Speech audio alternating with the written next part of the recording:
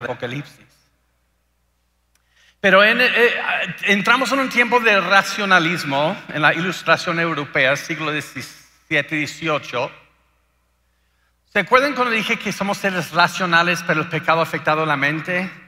Y por eso siempre tenemos que apoyarnos en la palabra de Dios como autoridad. En la Ilustración europea desecharon la autoridad de la palabra de Dios y dicen que la final autoridad para el conocimiento no puede ser revelada sino concebida por el razonamiento humano, y rechazan la autoridad de la palabra de Dios. En cuanto a la palabra de Dios, lo cambian por racionalismo. Ahora bien, como dice Carl Trueman en su gran libro, les recomiendo, este libro es difícil de leer, pero vale la pena: El origen y el triunfo del ego moderno. Ustedes saben que los genios usualmente se ven chistosos, ¿verdad? Como en general, alguien que es un genio, como se ve medio raro. Él es genio, por eso tiene la cabeza como un extraterrestre. Pero este señor que se ve raro es un genio. Él estudió su doctorado PhD en Cambridge, en Inglaterra, y su supervisor para su tesis, su disertación, fue un erudito marxista, y él siendo cristiano, y eso le ayudó mucho a tener que hacer su tarea. Y él es historiador, filósofo, teólogo, Carl Trueman. Y este libro se llama El origen y el triunfo del ego moderno, y él está explicando todo el por qué las cosas son hoy como son.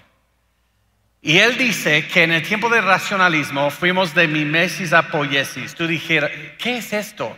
Eso es de que la suposición en el mundo occidental siempre fue que somos diseñados. Sea que la gente creía en el Dios de la Biblia o no, aún asumían que tenemos que haber tenido un diseñador. Pero desde la Ilustración europea, el mundo está empezando a suponer que no hay un creador, que somos seres aleatorios, somos el desecho de un universo aleatorio. Y eso es poiesis.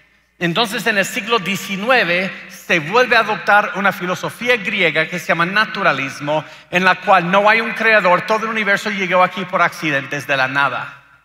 Ahora, no siempre lo pensaban así, solo tenemos como 100 años desde que el mundo secular cree que el universo es temporal.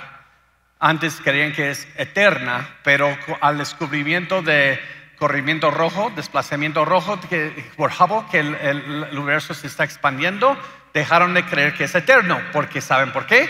¿Puede algo estar expandiéndose eternamente?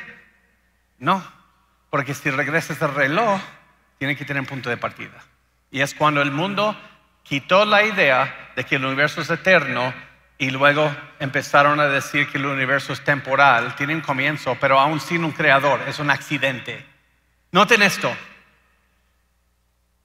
la probabilidad de que todos esos factores y los cientos de otros que permiten que la vida en la Tierra ocurra por casualidad son astronómicos.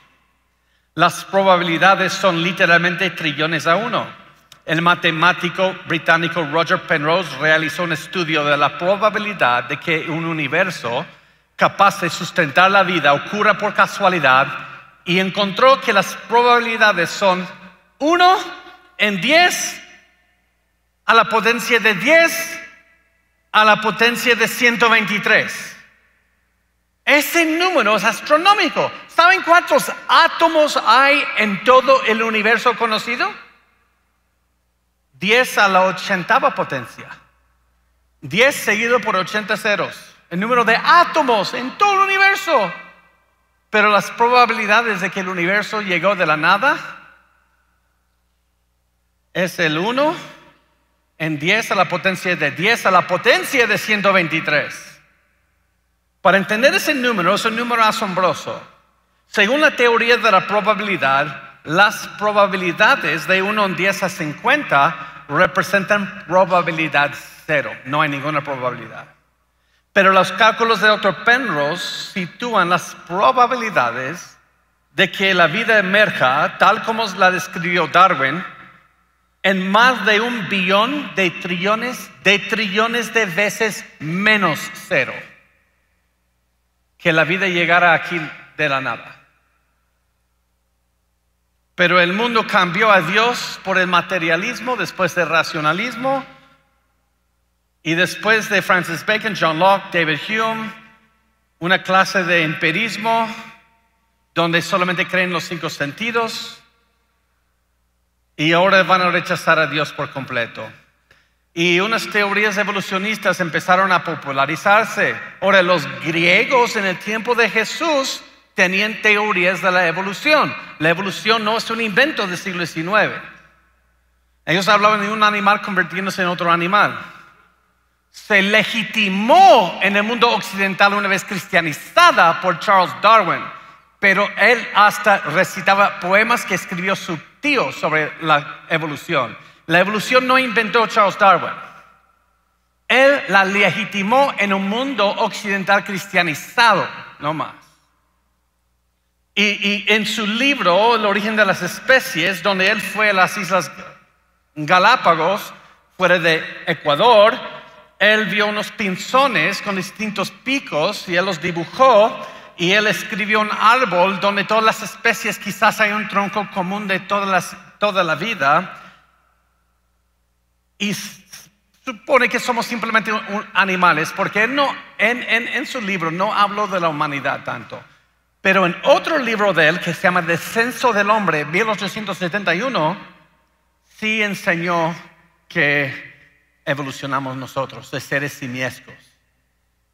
Entonces, según la perspectiva evolucionista naturalista, primero, si no creen en la Biblia, ¿de dónde viene la vida? ¿Cuál es el origen de la vida? Muchos se van a sorprender que Charles Darwin nunca enseñó eso. Su teoría no tiene nada que ver con el origen de la vida. De hecho, Daniel Dennett, evolucionista y filósofo de la ciencia, dice: Darwin ni siquiera pretende ofrecer una explicación del origen de las primeras especies o de la vida misma.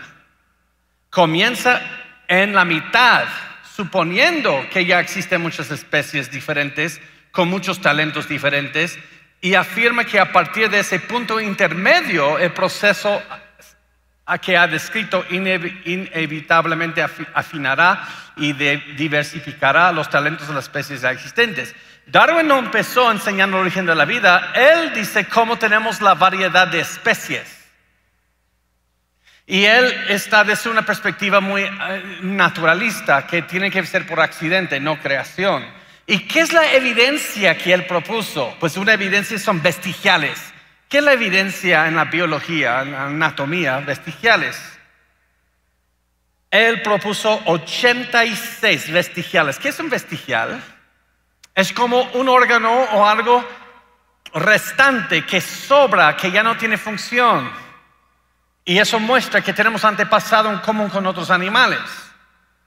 Y luego viene Robert Willersheim en 1895 y da una lista de 180 vestigiales. Por ejemplo, la ballena. La teoría de la ballena es que es bipolar, porque evolucionó en el agua, salió a la tierra, se convierte en mamífero, es como una zarigüeya grande, o como decimos aquí, tlacuache, grande, pero grande, y luego vuelve al agua, ya se cansa de vivir en la tierra, es como bipolar. Vuelve al agua y evoluciona a ser una ballena en el agua. Es la teoría de la evolución hoy, de la ballena. Y dicen, mira, tiene vestigiales la ballena para comprobar eso. Tiene 2 patitas aquí, la ballena, cuartos traseros se llaman. Y estos 2 están así, sin función. Antes eran patas en las cuales caminaba, ya no se usan y se están encogiendo, ya no tienen función. Es un vestigial. Y también dicen, mira, el apéndice humano. ¿Qué es la función del apéndice humano? Hacer ricos a los cirujanos, no más. ¿Para qué más sirve? Debe ser un vestigio de nuestro antepasado animalesco. ¿O qué del cóccix? ¿Saben cóccix lo que significa esa palabra? Cola, hueso de cola. Esta parte inferior en tu columna vertebral, eso antes era una cola. Tú y yo antes columpiábamos en los árboles, pero ahora somos erguidos, Caminamos erguidos en la tierra y todas las colas se están cogiendo y ahora solo queda esta parte, es un vestigial. Y la más famosa, muelas de juicio. ¿Ves? Evolucionamos, ahora ya no los necesitamos, dan problemas porque estamos evolucionando. ¿Les voy a dar las respuestas a esto? Aún no. Quiero que suden un poquito. También, ¿qué es otra evidencia? La homología. ¿Qué es homología?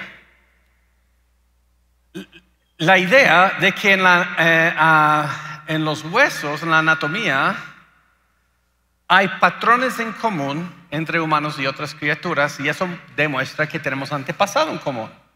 Por ejemplo, miren el patrón del brazo humano. Un hueso, dos huesos, conjunto de huesos, dígitos. 1, 2, conjunto dígitos. ¿Ok? Vamos al perro. 1, 2, conjunto dígitos. Vamos a ave. 1, 2, ven el patrón.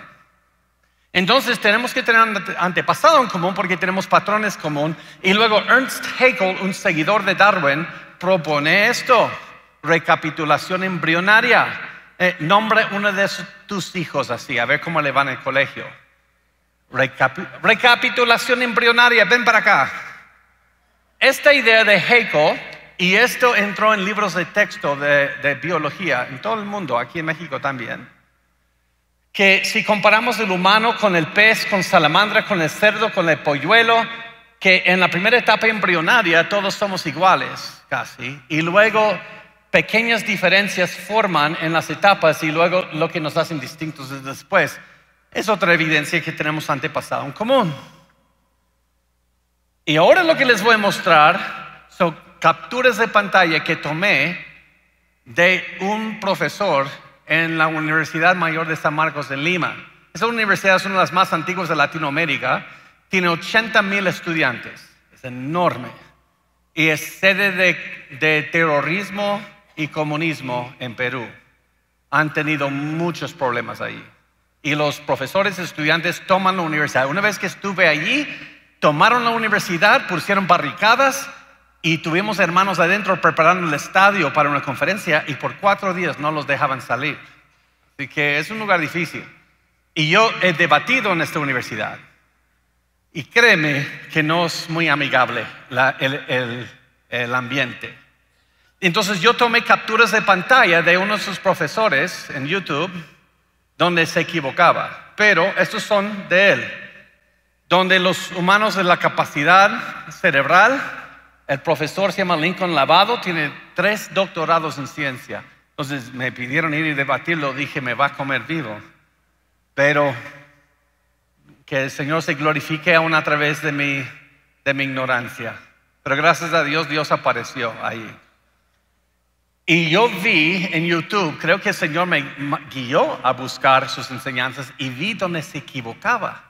En esto les voy a mostrar después. Y le mostré en el debate, saqué sus enseñanzas. Pero donde estos son capacidades cerebrales que se van desde seres simiescos hasta los Homo sapiens sapiens, que hoy nos llaman Homo sapiens sapiens. Donde entonces nuestro pasado, la capacidad craneal empieza a expandir en tiempo. Y luego, ¿quién se puede olvidar de la famosa Lucy? Australopithecus afarensis, no es un nombre tan bonito. Entonces la conocen por Lucy, porque cuando la hallaron en Etiopía, en la noche bailaron con la canción de los Beatles. Lucy in the sky with diamonds. Otra vez, no me inviten al grupo de alabanza. No se impresionen tanto. No. Y le llamaron Lucy. Y noten ella, un ser simiesco erguido, pero como así de chiquito, pero erguido. Y la pusieron en el zoológico de San Luis como un simio pensante y un poco de una figura femenina. La hicieron como modelo peludo. Museo de Chicago, parece que va al gimnasio. El Museo de Historia de Londres, un poco fea. Y aquí en el Museo de Antropología en Ciudad de México también tienen un Lucy que yo he visto. Y así que esos son los que han convencido a gente Y luego, eso es de Time Life Books, 1966. Ok, vemos a 4 razas humanas arriba. Y solo si rastreas el tiempo, vas a ver cómo se veían tus antepasados más simiescos. Así que, ¿cuál eres tú arriba? Entonces, digamos que eres como entre los dos en medio, en promedio del mexicano, ¿no? Así que mira tus abuelos, qué feos. Eso es Time Life Books. Y en finales del siglo XIX, comienzos del siglo XX, nos colocaron en 4 a 5 razas biológicas: caucasoide, mongoloide, negroide, australoide, chilangoide, ¿tienen? Pueden imaginar cómo eso ha aportado mucho al racismo. Porque mis hermanos, si estamos evolucionando en distintas razas, la supervivencia del más apto. Entonces, ¿cuál raza es la más evolucionada? Mejor, superior. Veamos esto más de cerca. Ahora sabemos cosas de la célula que no supo Darwin. De hecho, Darwin no supo mucho. ¿Ustedes saben en qué año se descubrió que la sustancia de herencia es el ADN? ¿En qué año? ¿Alguien sabe? 1953. ¿Ustedes saben cuándo Darwin escribió su libro? 1859. Le faltaban 100 años para descubrir la genética como lo que hacemos hoy. De hecho, Mendel, después de Darwin, hizo experimentos con chícharos y se perdió por 30 años su trabajo. Aún no se entendía lo que estaban viendo. Entonces, ¿cómo supo Darwin de la genética? No supo, solo vio pinzones y picos. No supo al nivel de la genética qué está pasando. Darwin dijo, la forma más simple de vida orgánica no es como se dice comúnmente una célula, sino un bulto microscópico de sustancia gelatinosa o protoplasma que ha sido llamada sarcode por Dujardin, citado por Haeckel, y la materia germinal por Lionel Beale.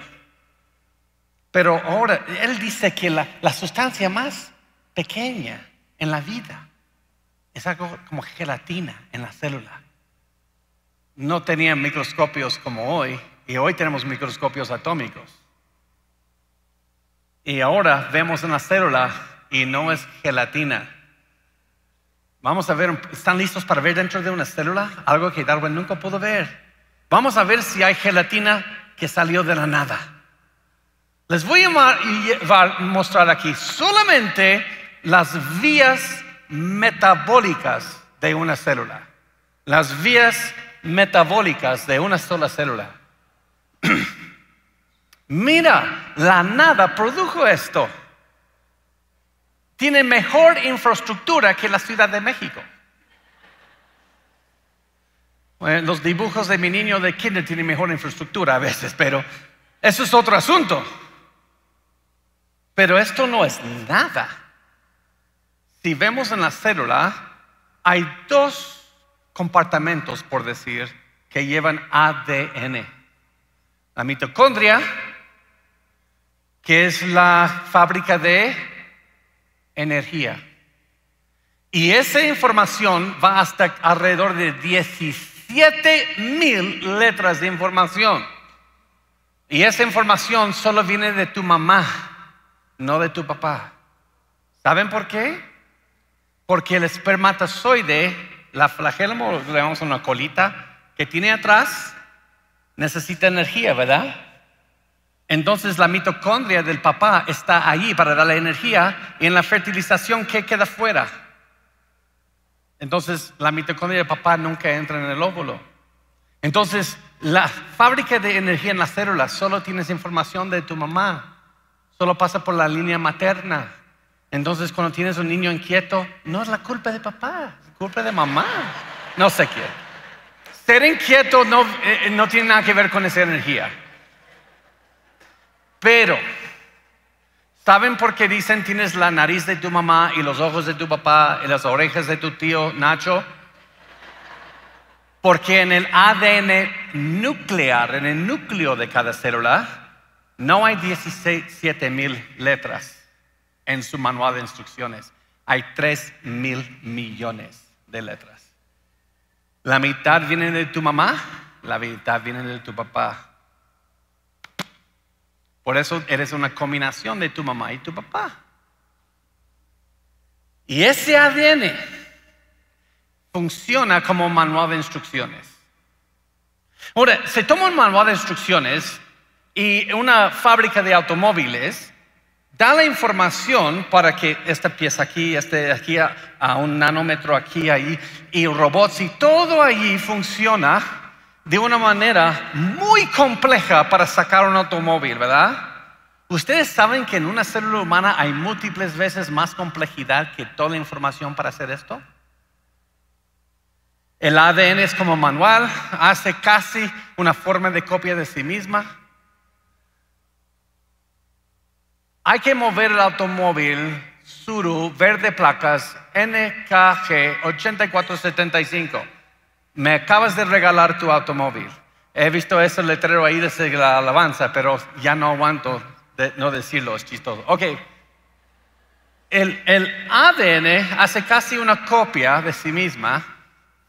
El ARN, que no es una copia, tiene distinciones, pero viene de ahí, y saca toda la información por un orificio.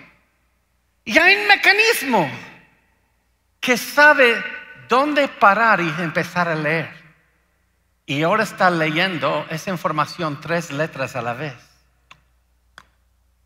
¿Y qué información le está dando? Pon este tipo de aminoácido, este no, este sí. Júntalo aquí, ahora pon este tipo de aminoácidos ahí, ponlo aquí.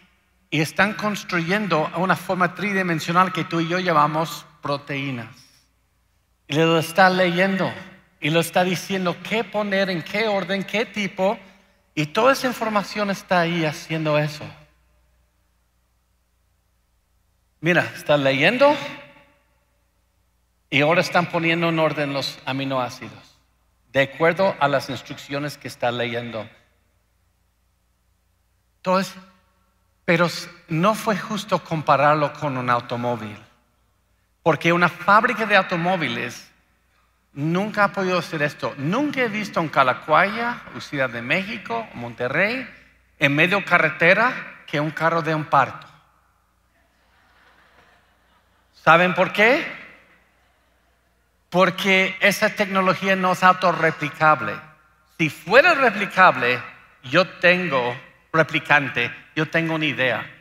Todos juntamos para comprar una trocanona del año. La camioneta gris, ¿se acuerdan? Mundanos. La banda de carros rojos, ¿se acuerdan? Mundanos. No, un Hummer, algo bien grande, bonito. Y luego se lo damos al pastor.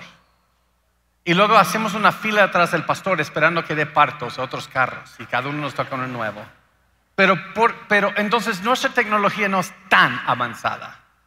Pero el ADN sí se replica a sí misma. Pero es difícil hacerlo porque él tiene 2 hilos. Uno se lee la información en esa dirección y el otro se lee en la dirección opuesta. Entonces hay que desenvolverlos de cromosomas, hay que separar los 2 hilos, hay que ponerlos por copiadoras, pero no lo puedes poner por una copiadora, lo tienes que poner al revés, porque se lee al revés. Uno va al revés, uno va directo, se van a copiar, se vuelven a pegar, se vuelven a amarrar y luego se separa y tienes 2 células. Y esto está pasando en millones de tus células en este momento, se están copiando a 10,000 revoluciones por minuto. Como 3 veces más rápido de lo que gira el motor de un auto. Y no le tienes que decir nada. ¿Quién le está instruyendo a copiar y leer al revés? A 10,000 revoluciones por minuto. Ahora, eres mi amigo Natán Díaz. Él vive por aquí, en Coajimalpa. No es gringo.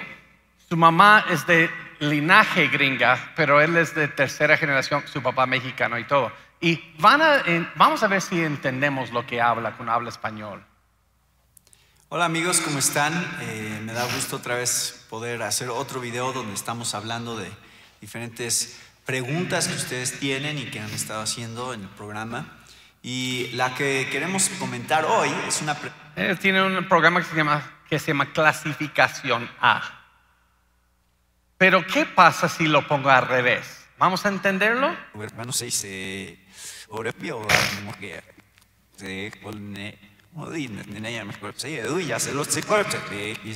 ¿Lo entienden?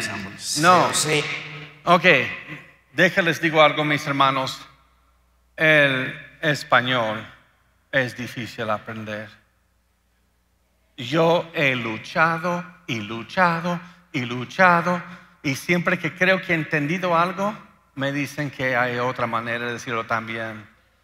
Imagínense mi esposa tratando de... Ok, los que me conocen, un hermano, ok, les doy un ejemplo.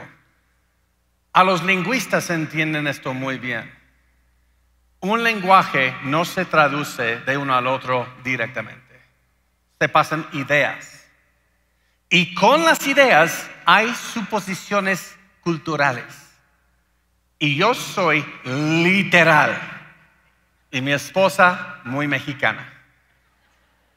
Ella le puede dar vueltas y vueltas esperando que yo agarre la onda, que está en medio de lo que dice. Y no entiendo muchas veces. Y yo soy directo, al grano. Pero son cosas culturales, ¿verdad? Ahora nos da risa. Los primeros años de matrimonio siempre es un pleito. Pero ahora aprendimos a que nos dé risa las diferencias. Y hoy estuve ahí sentado atrás antes de la primera ponencia. Y se me acerca un hermano, el hermano que tiene la corbata, y dice, y tuve que pensarlo y me dio risa, nos vamos a preparar para subir. Y dijo, ¿cómo me preparo? Porque es muy mexicano decirlo así. A un gringo es, ponte de pie y sígueme. Me estás dando instrucciones literales. Entonces digo, ¿en qué me preparo para subir? ¿Debo persinarme o de qué me estás hablando? Y él quería que le siguiera. Entonces el lenguaje es complejo porque conlleva suposiciones culturales. O han ido a partes de México donde dice, ofreces algo y dicen gracias y te quedas así, ¿eso es sí o no? Porque no dicen no gracias. Y a mí a veces me ha frustrado porque no me llego a entender. Hermana, ¿te gusta algo? Gracias. ¿Eso es sí o no? No entiendo. Pero hay algo cultural, porque en algunas culturas decir no es muy fuerte, como te estoy despreciando lo que me quieres dar. Es mejor decir gracias y hacerte entender que lo que quise decir es no gracias. El español es complejo. Imagínense la primera vez que mi esposa me tuvo que explicar, me cae gordo. He falls fat on me. ¿Qué quiere decir eso? Entonces me engordé, pero dije, no, lo tomaste literal. No. Ok, ¿por qué les digo todo esto? El lenguaje humano es muy complejo. Pero no es tanto, porque solo funciona en una dirección. Hay palíndromas, cosas que puedes decir al revés y te da la misma información. Mira esta. A mamá Roma le aviva el amor a papá y a papá Roma le aviva el amor a mamá. Ahora léelo al revés. A mamá Roma le aviva el amor a papá y a papá Roma le aviva el amor a mamá. Pero da la misma información y solo son 55 letras. Ok, ¿quieres decir que el universo y toda la vida vino de la nada? ¿Que no hay un creador inteligente? Ok, explíqueme esto. Un hilo de ADN tiene 3,000 millones de letras y se lee en ambas direcciones, pero no te da la misma instrucción, te da otras instrucciones si lo lees al revés. Es una complejidad que ningún lenguaje humano ni siquiera puede empezar a entender. Imagínate 3,000 millones de letras en un manual, un libro, y si lo lees al revés, te cuenta otra historia. Y esto vino de la nada. No hay un creador inteligente. Y es de 2 metros de largo. ¿Cómo encajas 2 metros de hilo en un núcleo microscópico? Pues hay proteínas que lo envuelven como hilo dental. ¿Cómo supo la simetría? ¿Cómo supo hacer esto? ¿Quién le está dando instrucciones a hacer esto? Y luego lo vuelven a envolver, y lo vuelven a envolver, y lo vuelven a envolver, hasta que tienes 2 metros de hilo en 23 pares de cromosomas en el núcleo microscópico de una célula con toda esta información. Y luego se separan, se hizo la copia. Ahora les tengo una pregunta. Si necesitas proteínas para que funcione el ADN, pero la función del ADN es hacer proteínas, ¿cuál vino primero? Y es por eso, ¿han visto Netflix? Mundano. No, perdón. ¿Han visto la serie de los 72 animales más peligrosos de Latinoamérica? El que vende tacos en la esquina donde vivo, él debe ser el número 73, porque esos tacos te dejan mal, pero ya. Esta serie hizo Discovery y lo vendió a Netflix después. En la primera temporada, tercer episodio, hablan de un calamar enorme en la costa de Chile que es muy peligroso, que gente en la Segunda Guerra Mundial y otros que llegan al agua les comen los dedos. Y tuvieron que hablar con un experto sobre este calamar. El doctor Ricardo Bravo es un especialista en invertebrados marinos en Chile. Dice que la habilidad del Humboldt de cambiar de color podría ser un mecanismo de defensa. Ellos pueden adoptar un color similar a un fondo determinado y de esa manera pasar desapercibido respecto a una presa mayor, a un depredador mayor. Ok, ¿qué es el punto de mostrar a él? El doctor Ricardo Bravo es un amigo muy cercano mío y él viaja conmigo a todos lados defendiendo la fe cristiana. Apenas estuvo conmigo en Lima, Perú, el mes pasado, y 3 meses anterior en Nueva York. Él es el decano del Departamento de las Ciencias del Mar de la universidad donde está en Chile. Y él dice, la teoría de la evolución es un chiste. No tiene ya ningún sustento biológico. Y dice, en noviembre de 2006, 300 científicos y filósofos expertos en biología evolutiva se reunían en la sociedad científica más prestigiosa del mundo, la Royal Society de Londres, con el propósito de intentar ordenar el caos en que se encuentran las distintas teorías evolutivas. La conclusión de alrededor de 2/3 de los expositores en la cumbre científica mundial fue que la teoría evolutiva clásica no daba para más. Y aquí da sus citaciones. Y se hacía necesario formular una nueva teoría de la evolución, mostrándose contrarios a seguir con las síntesis evolutiva extendidas, teoría número 11 o 12 que ahora tienen, porque esta se sigue apoyando en supuestos errados. En otras palabras, las ciencias biológicas actuales no cuentan con una estructura teórica sólida para explicar el origen y diversificación de las especies. Por eso, Christopher Williams, profesor de bioquímica, Universidad Estatal de Ohio, dice, pocas personas ajenas a la genética o la bioquímica se dan cuenta de que los evolucionistas todavía no pueden proporcionar ningún detalle significativo sobre el origen de la vida, y en particular sobre el origen de la información genética en el primer organismo autorreplicante. ¿Qué genes requería? O siquiera tenía genes, ¿cuánto ADN y ARN tenía? O siquiera tenía ácidos nucleicos. ¿Cómo surgieron estas enormes moléculas ricas en información antes de la selección natural? Exactamente cómo se originó el código genético que une los ácidos nucleicos con la secuencia de aminoácidos. claramente el origen de la vida, el fundamento de la evolución sigue siendo virtualmente toda una especulación y poca nada de hechos concretos. Pero ¿qué enseña la Biblia? La Biblia enseña que Dios creó los animales terrestres y aves en el sexto día. No, perdón, aves y marinos en el quinto día, terrestres en el sexto día, separados. Y el humano separado de los animales. Ahora bien, escúcheme bien, aquí es donde vamos a ver imágenes y animales, aquí se pone buena la cosa. Escúcheme muy bien. Pero antes de eso, ¿ustedes han oído el término cámara de resonancia o eco? ¿Sí? Tengamos cuidado como cristianos. Si todos en tu vida donde estudias solo te dicen amén, ten por seguro que estás mal entendiendo mucho. Nosotros sentimos atacados cuando alguien no está de acuerdo con nuestro entendimiento o interpretación y luego ya no hablamos con la persona o nos enojamos y eso trae problemas.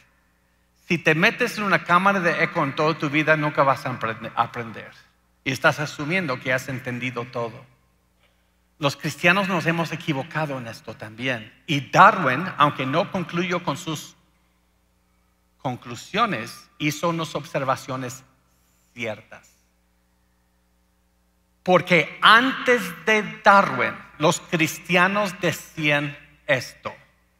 Mira el tigre, mira a su camuflaje. Por lo que parece fue diseñado por Dios tal como está hoy, para el entorno en que se encuentra hoy.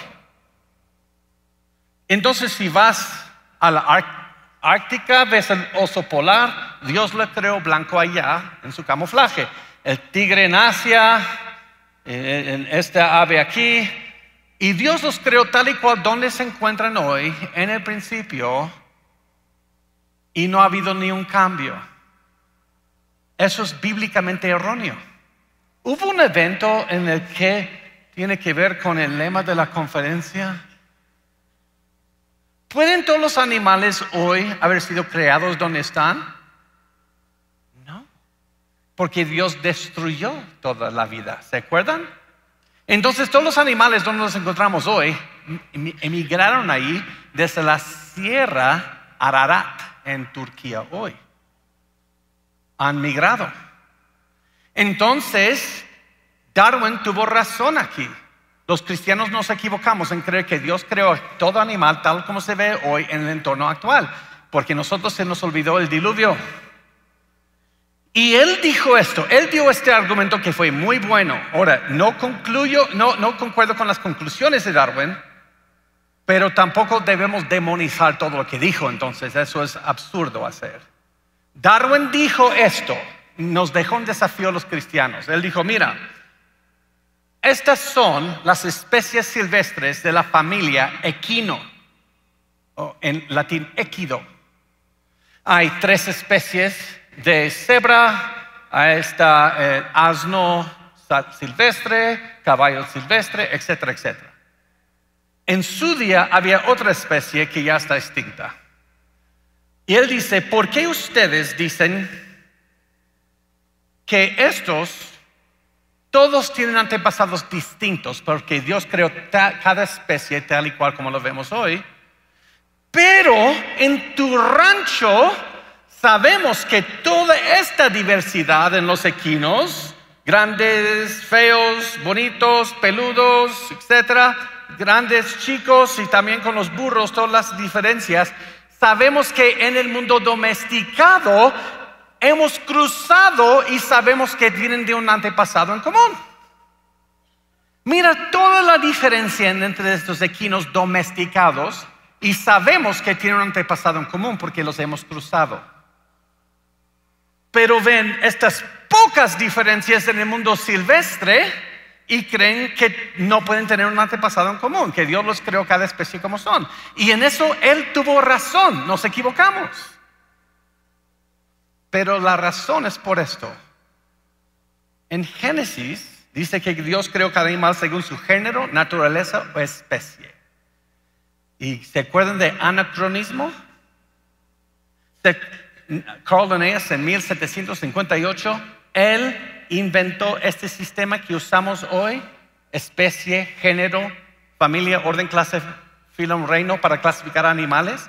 Entonces, si Dios creó a cada especie tal y cual como lo vemos hoy, ninguna de las dos especies distintas tiene un antepasado en común.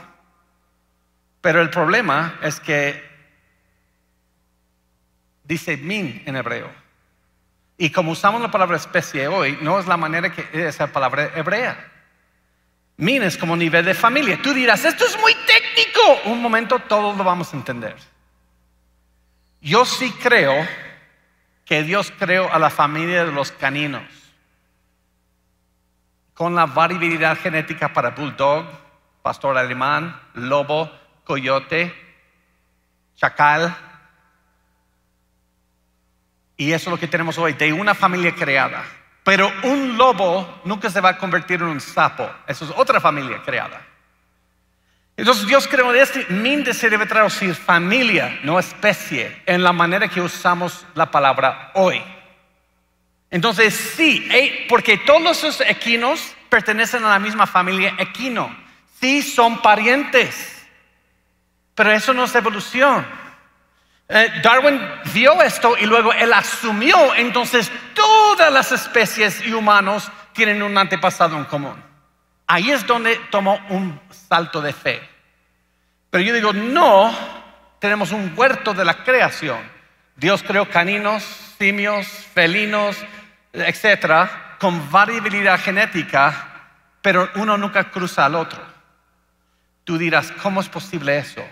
Pues vamos a ver los caninos, porque todos somos familiares con los caninos, ¿verdad? Hoy tenemos caninos feos, bonitos. A veces tenemos caninos que han estado en más vuelos de avión que muchos humanos. Tenemos caninos terribles y caninos como soldados. Entonces dije, yo tengo que personalizar esto para que entiendan este punto. Y para eso les tengo que presentar a mi perro. Nunca me han gustado los perros. Le dije, me gustan las víboras. Pero hay un perro que me ha robado el corazón. Y es mi chihuahua, Packer. Packer, ¿sabes por qué tiene ese nombre? Porque es mi teólogo favorito del siglo pasado, J.I. Packer. Y Packer cree que es un lobo, aunque es chiquito. Porque con base en los datos genéticos, morfológicos y comportamiento, es evidente que el perro doméstico viene del lobo. Entonces Packer aún cree que es un lobo, por eso cuando alguien se acerca a la casa se siente bien macho. En cuanto entran, los quiere, porque de repente se hace cobarde. Y Packer aún hay algo en su genética que cree que es un enorme lobo. Mira cómo conmigo y con Martín.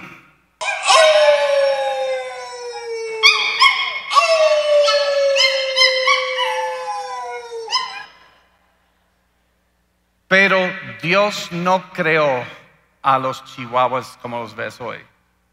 Él creó los caninos con la variabilidad genética a este nivel para toda la variación que vemos hoy. Pero eso no es evolución, les voy a mostrar por qué. De lobos tenemos también coyotes, perro salvaje africano, collie, bulldog y finalmente Packer, si todavía lo podemos llamar perro.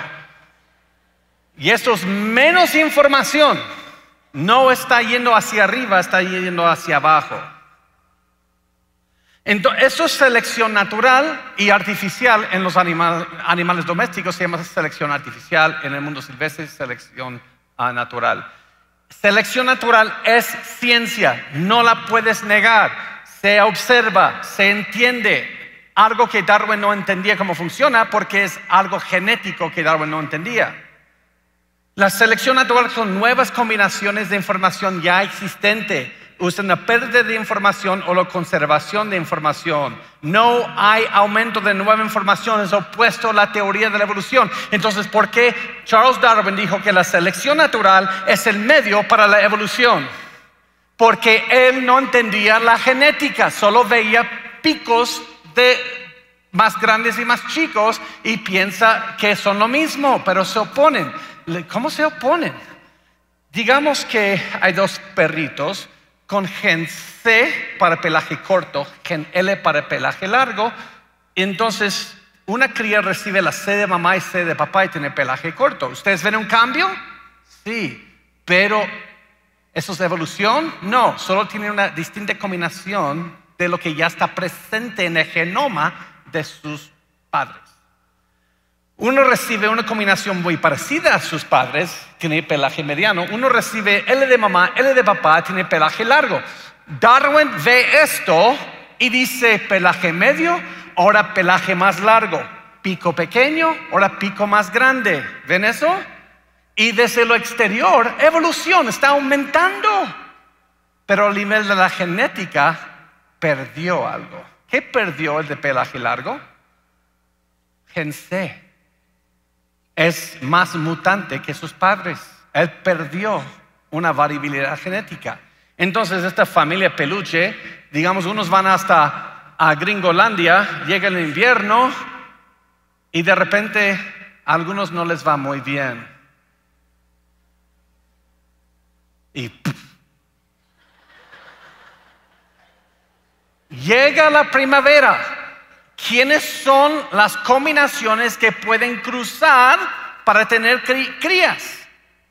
Los que su variabilidad concuerda con este entorno. Esa es selección natural. Eso es ciencia. No hay manera de negarla. Entonces ellos pasan sus genes y perros se ven distintos aquí porque son los que sobrevivieron aquí. Pero ahora la pregunta es, ¿dónde está la nueva información? Toda la información fue dada a los caninos en el Edén. Ves a Dios muy inteligente porque les dio para que tengan combinaciones que pueden sobrevivir a distintos entornos. Y unos van hacia, que es un lugar muy cálido en México, Monterrey, sí, pero también son codos, no hablamos de ellos, ¿no? Sinaloa. Hay un lugar aquí en México que llega hasta 50 grados, me dijeron. No, para yo no ir ahí, cálido, Van allí y llega a esos 50 grados y pueden imaginar, a algunos no les va muy bien, les va muy mal y estiran la pata, como dicen. Entonces, ¿quiénes son los que pueden pasar sus genes? Los con pelaje más corto y masa corporal más pequeña. Entonces, por eso tenemos hoy entre 36 y 37 especies de felinos, porque son distintas combinaciones que han podido sobrevivir en distintos entornos, por predadores, por enfermedades, por rayos solares, por altura, por elevación, por la comida disponible, muchos factores, y son las distintas combinaciones. Pero Dios hizo la familia con la variabilidad para que puedan hacer eso. Entonces, si eso es cierto, ¿y qué de los vestigiales? ¿Se acuerdan de la lista de 180 vestigiales de órganos que ya no tienen función? Ustedes saben que esto fue a finales del siglo XIX. Hoy la lista casi se desapareció, ya casi no hay, porque encontraron la función. Por ejemplo, ¿ustedes ven esto? Este cuarto trasero, las patitas no son patitas. Las ballenas tienen que cruzarse en entornos resbaladizos. Entonces usan al cuarto trasero para aferrarse a la otra ballena para aparearse. Que del apéndice tiene una función muy importante en el sistema inmunológico, especialmente en la niñez. Sí, pero a mi tío le quitaron su apéndice y él aún vive. Sí, muy bien. ¿Nunca has visto a alguien que no tiene pies?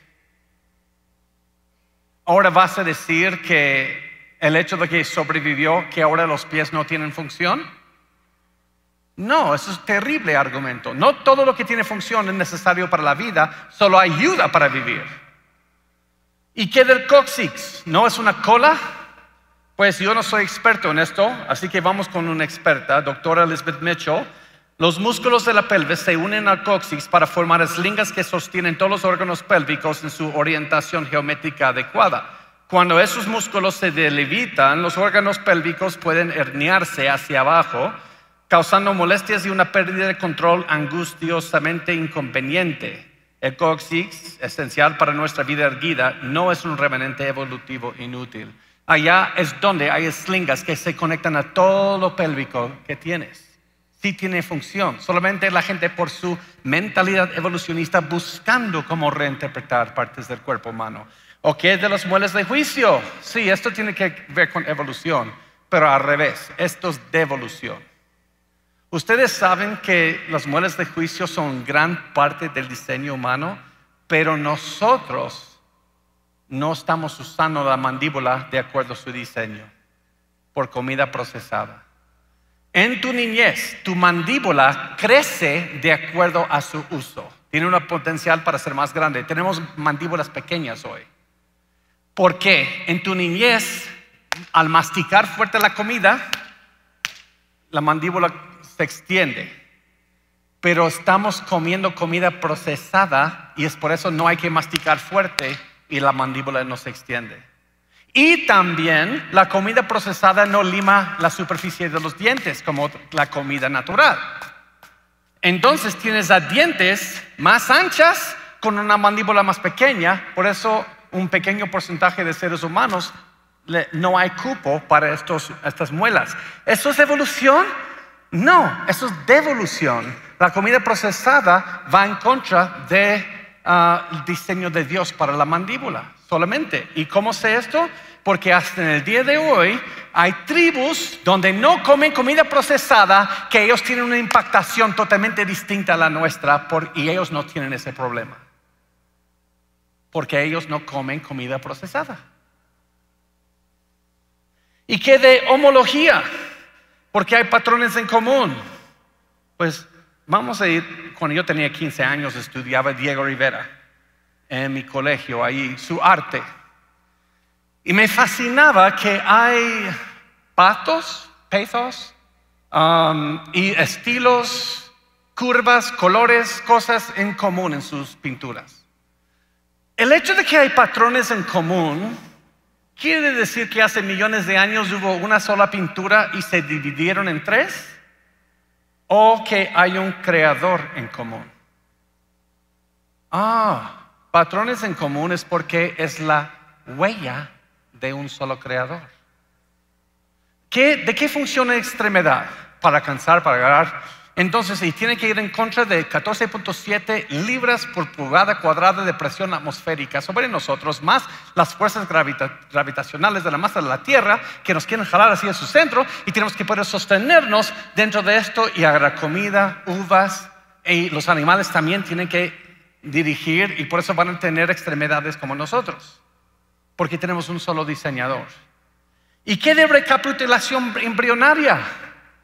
Lamentablemente hay algunas instituciones que aún usan esto, pero fue un fraude. Esto es un fraude. Dr. Michael Richardson, en su entrevista con The Times de Londres, embriólogo, dice: esto es uno de los peores casos de fraude científico. Es impactante descubrir que alguien que uno creía ser gran científico fue deliberadamente engañoso. Me hace enojar. Lo que Haeckel hizo, el seguidor de Darwin, fue tomar un embrión humano y copiarlo, simulando que la salamandra, el cerdo y todos los demás parecían iguales en la misma etapa de desarrollo, pero no es cierto, eso son falsificaciones. Lo que hizo Haeckel es que él tomó fotos de seres humanos, embriones, y los copió para decir que también pertenecen al conejo salamandra. Todos estos son humanos arriba. Este mismo embriólogo dijo: les voy a mostrar estos distintos animales en su primera etapa embrionaria. Y aquí están. Nada que ver. ¿Y qué de Lucy? Vamos terminando. ¿Todavía están bien? ¿Sí? ¿Dónde hay un joven aquí? Necesito un joven. Pues pastor es joven, pero alguien poco más joven. Un joven los niños están en el otro lugar, ¿verdad? No hay, excepto por mi hijo, no. O un hermano, una hermana atrevido. Gracias. ¿Quiere prepararse para seguirme? Listo. Ok, eso quiere decir seguirme en gringo. Ok, vamos a pensar en eso. Vamos a ver a Lucy y tú me vas a hacer el favor de ser por nosotros Lucy. Ok. Ahora bien, aquí. Lucy tiene un ángulo de porte de 15 grados. ¿Qué es ángulo de porte? El ángulo entre la rodilla y el fémur. ¿Ves eso? Ese ángulo. Eso quiere decir que Lucy, sus pies entran, no para así, ¿ok? Sino para adentro. Dicen, eso es evidencia de que Lucy caminaba como un ser humano, porque el gorila, ¿cuánto ángulo de porte tiene el gorila? 0. ¿Y el humano? 9. ¿Y el chimpancé? 0. Entonces Lucy tiene un ángulo de porte, eso quiere decir que va para adentro, para caminar erguido. Los humanos tienen ángulo de porte, chimpancé no tiene y el gorila no tiene. ¿Por qué es tan importante eso? ¿Cómo te llamas? Eric. Eric, ¿puedes caminar? ¿Quieres ser modelo hoy? Claro que sí. Es que siempre me piden ser modelo, pero no quiero exagerar. Quiero que camines hacia mí como un ser humano. ¿Ves con qué gracia camina? Ahora quiero que camines hacia mí como un gorila. Y la manera que se hace es que no puedes tener tus femores para adentro en ángulo de porte, sino tienen que estar afuera. No puedes acercar las piernas, porque ahora, ¿cómo camina el gorila chimpancé? No puedes acercarlos. ¿Ustedes ven la diferencia? Entonces, Lucy no caminaba así, caminaba con gracia, como modelo. Así. ¿Cómo te llamas otra vez? Eric. Después de la ponencia, puedes ir a la librería donde tengo libros y eliges el libro que quieras. ¿Ok? ¿Me escucharon, Andrea? Mi hija Andrea le digo. Gracias. Pero Eric es hecho a la imagen de Dios, no es gorila. Solo caminó como gorila. Entonces, esto es evidencia de que Lucy caminaba como un ser humano. Lo que no te dijeron es que el orangután tiene ángulo de porte y también el mono araña. ¿Ustedes ven cómo das la mitad de la evidencia?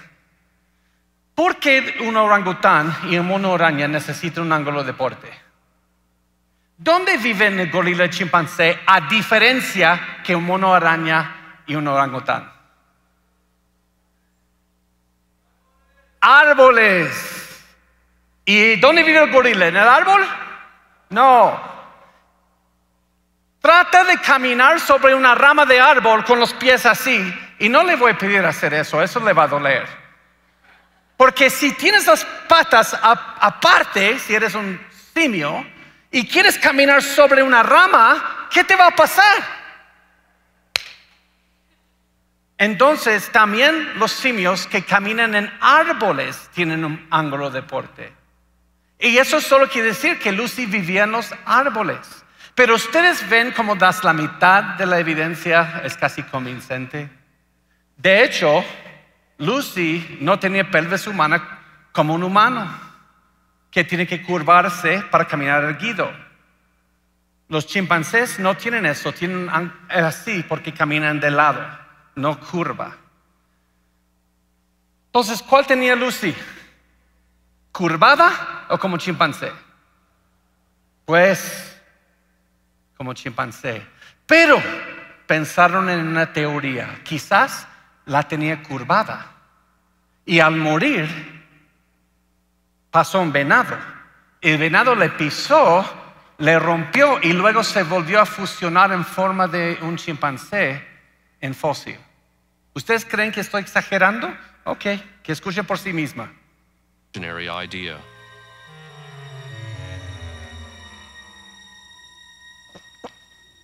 We needed Owen Lovejoy's expertise again because the evidence wasn't quite adding up. The knee looked human, but the shape of her hip didn't. Superficially, her hip resembled a chimpanzee's, which meant that Lucy couldn't possibly have walked like a modern human. But Lovejoy noticed something odd about the way the bones had been fossilized. When I put the two parts of the pelvis together that we had, this part of the pelvis has pressed so hard and so completely into this one that it caused it to be broken into a series of individual pieces which were then fused together in later fossilization. Entonces, dicen, aquí está el culpable, el venado. This has caused the two bones, in fact, to fit together so well that they're in an anatomically impossible position. The perfect fit was an illusion that made Lucy's hip bones seem to flare out like a chimp's. But all was not lost.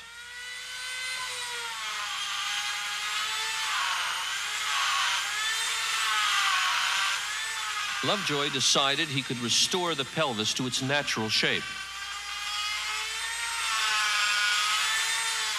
He didn't want to tamper with the original, so he made a copy in plaster.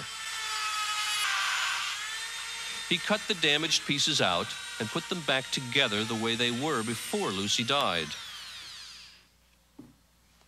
It was a tricky job, but after taking the kink out of the pelvis, it all fit together perfectly, like a three-dimensional jigsaw puzzle. As a result, Miren lo que hicieron. the area of the hip looks Lo nothing cortaron like en a chimp. piezas, lo vieron y lo metieron adentro como un humano un poco. Pero muchos dijeron, ya ves, hay evidencia que caminaba como humano. Ups, hasta el año 2000.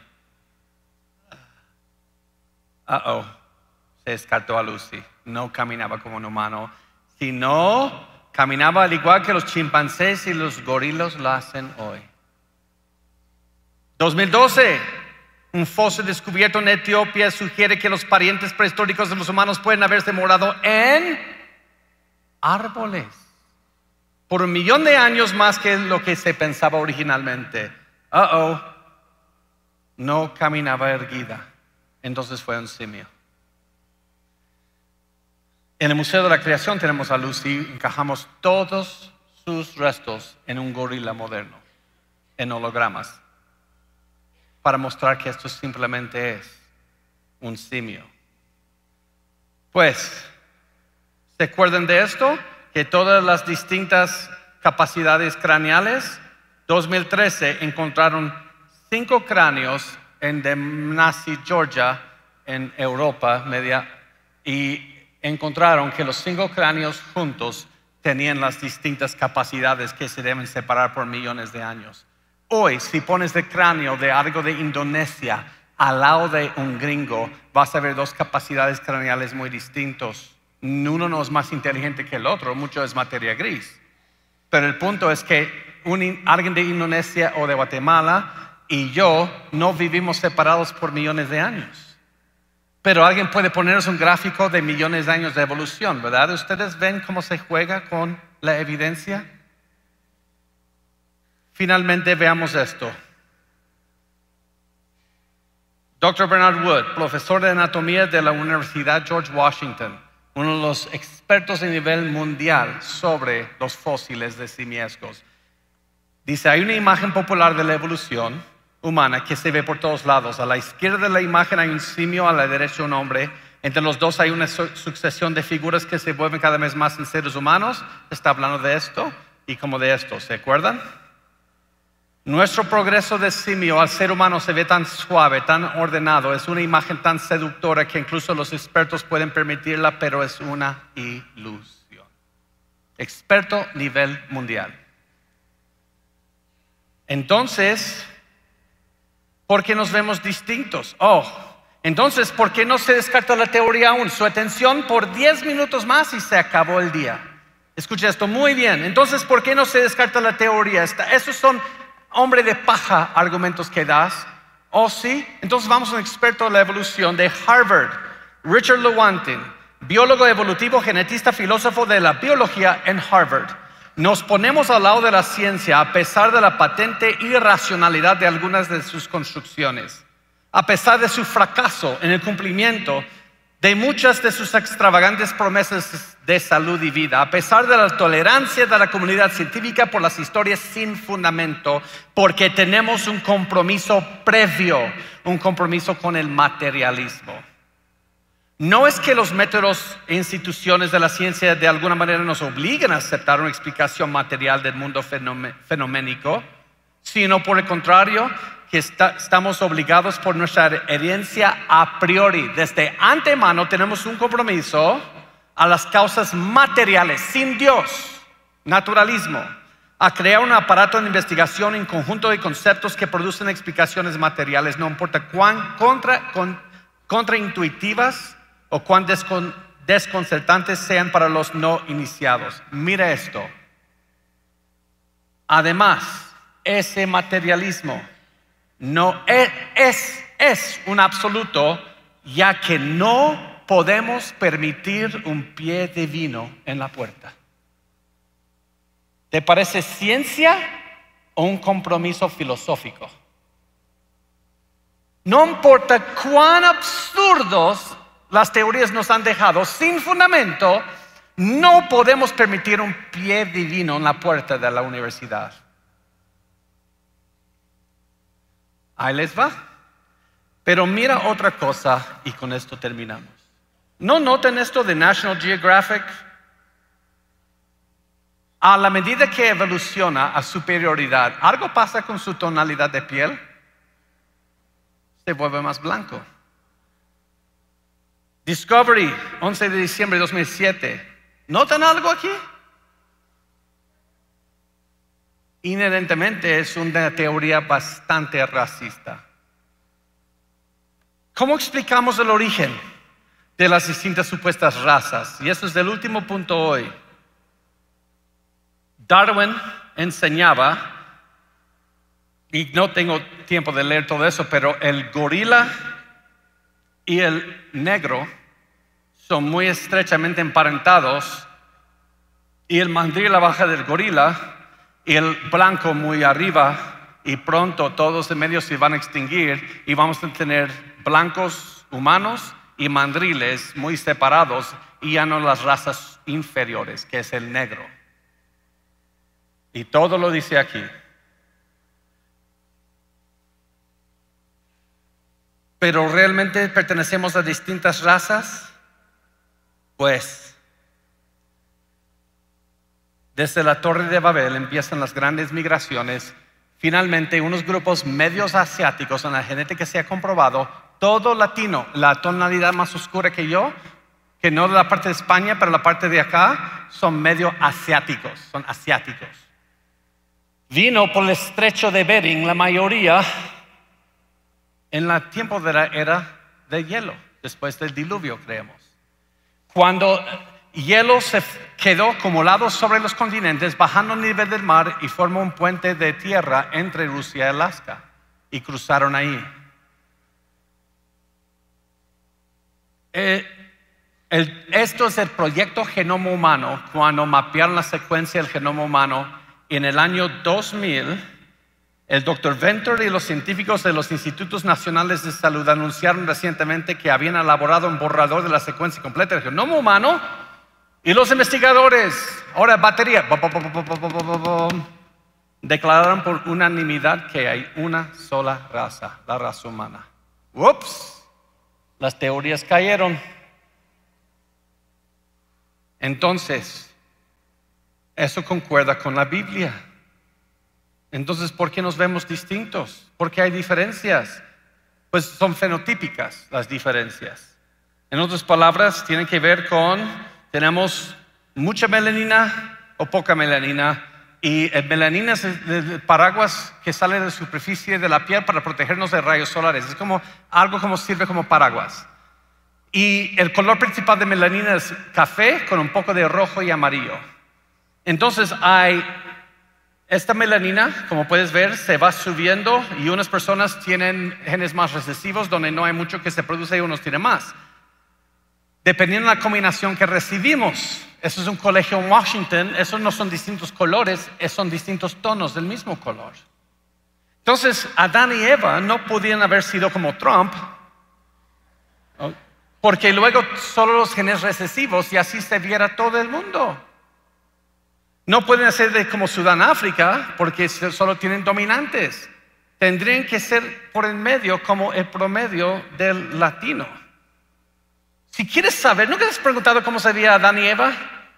Si eres mexicano, el promedio de un mexicano, mira en el espejo.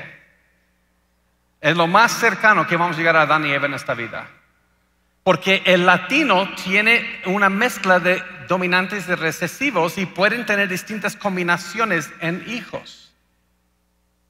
Por ejemplo, esto pasa en una sola generación a veces. Estos son mellizos, lo que les voy a mostrar. Mellizos. Misma mamá, misma papá, 2 óvulos.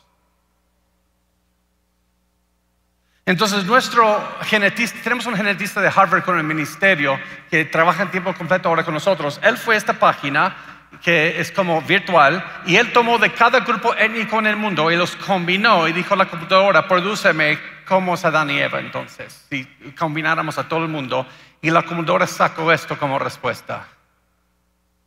Todos los distintos grupos étnicos en el mundo, si los mezclas, se ven así. Ellos tienen la combinación genética para producir todo lo que vemos en el mundo hoy.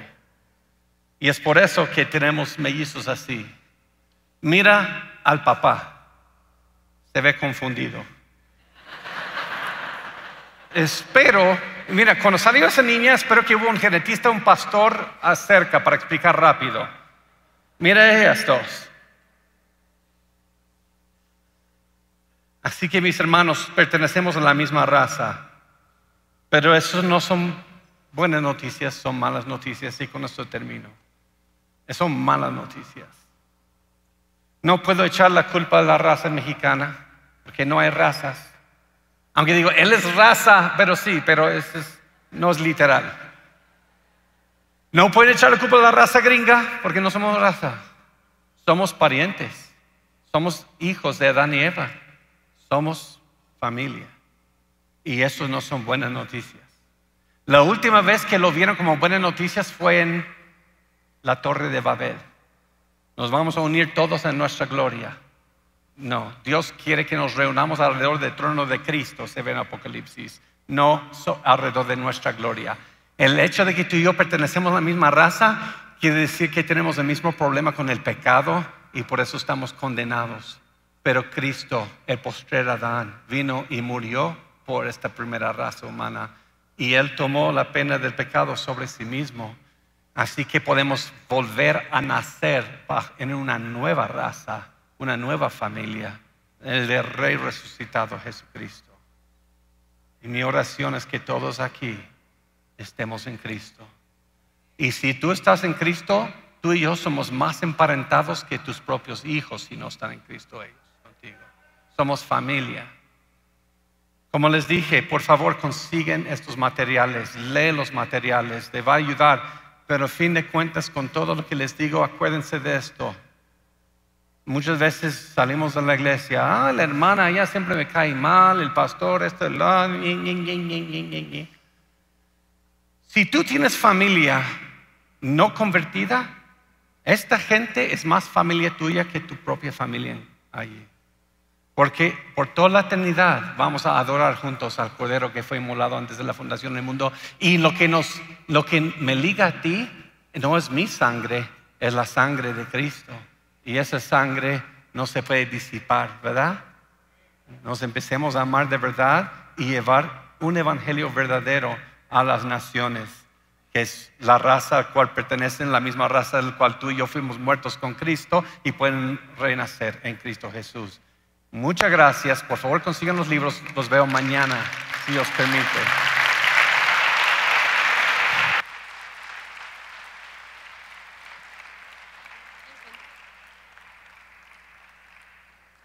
Le damos las gracias a Joe Owen por este mensaje y todos los mensajes que estuvimos recibiendo el día de hoy.